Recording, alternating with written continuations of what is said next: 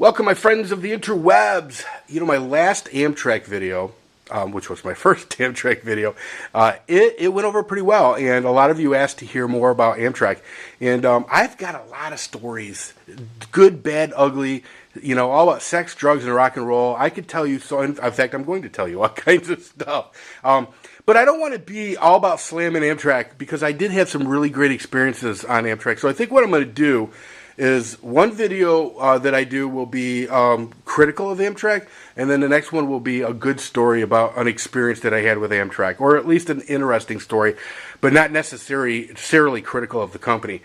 So since the last one was critical, I'm going to do this one as a positive. It's a really neat story, so hopefully you hang out for it. This is why I worked out of Toledo, and I was running Toledo to Pittsburgh, and I would spend a night in Pittsburgh, and then I would come back, bring the train back.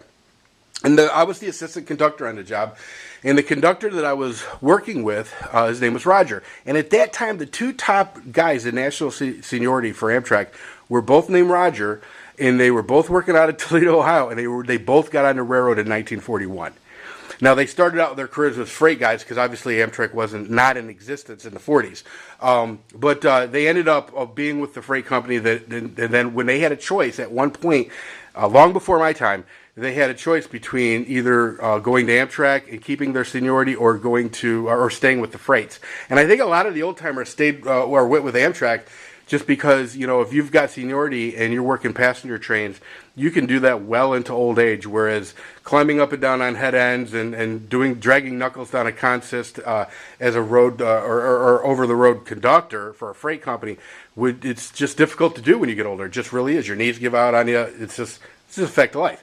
So anyway, Roger was a really interesting guy. He had got on the railroad to play baseball.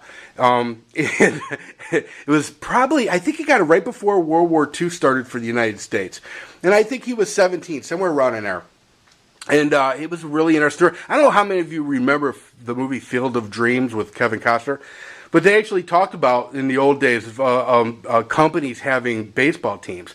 So this railroad, I don't remember the name of the railroad Roger started out with, but it had a baseball team, and apparently Roger was a hell of a baller. And so they hired him on to play ball. And then, of course, that eventually translated into becoming a conductor. But anyway, so Roger and I are working. He's older than Moses. And we go to Pittsburgh. Pretty uneventful. There's some really great. Listen, if you're ever in downtown Pittsburgh, there's a place called it's called the Oyster Shop, or I'll have to get that name for you guys. It has the best fish sandwiches on the planet. So anyway, so we do our thing. We spend a night in Pittsburgh, and we come back, and we get to Cleveland. And Cleveland was kind of a longer layover for us. Layover in a sense that it was like we were going to be on the platform in Cleveland for like a half an hour. Normally it wouldn't be, we'd stop, we'd put passengers on, and then we'd highball. But in this particular situation, Cleveland was always like a 20-minute deal or a half an hour deal where we were going to be on the platform. So, you got outside, and back then I used to smoke. So, we would go outside, we'd smoke on the platform. And Roger, being that he was old head, he was number one in seniority, he never touched a ticket. To be honest with you, he didn't really like to deal with the passengers. And at his age, who blames him?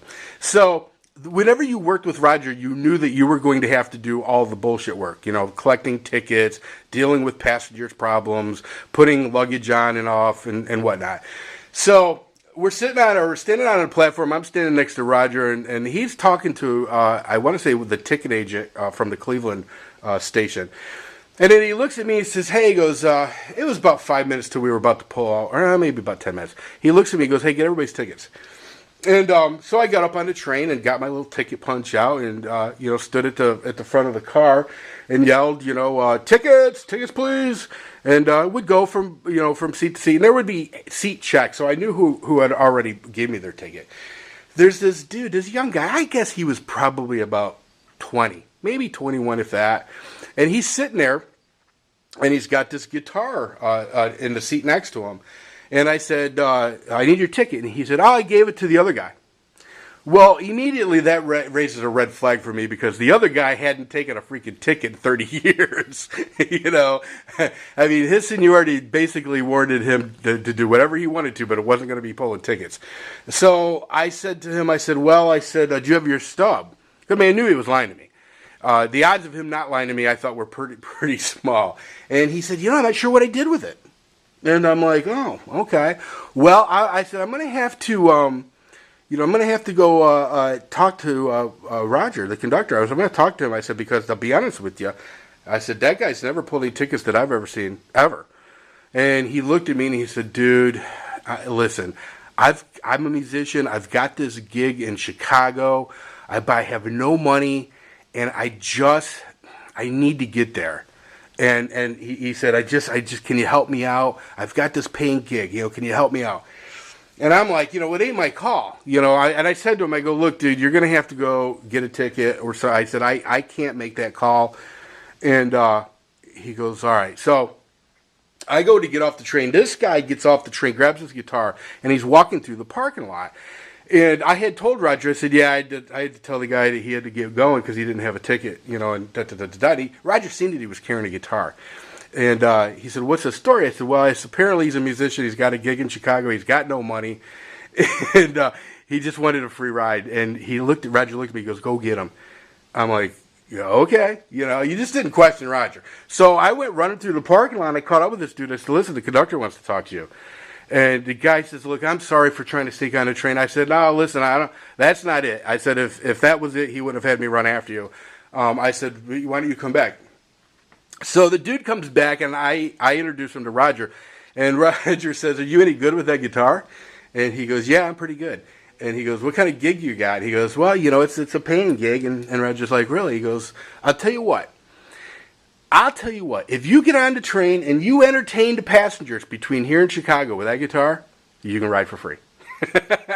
Now, I was kind of in shock, to be honest with you, to hear that. But, Roger was the boss. Listen, in the United States, the conductor is the king. I know engineers don't like to hear that, but it's a fact. Now, in Canada, the engineer is actually in charge of the train. But in the United States, the guy in charge of the train is the conductor.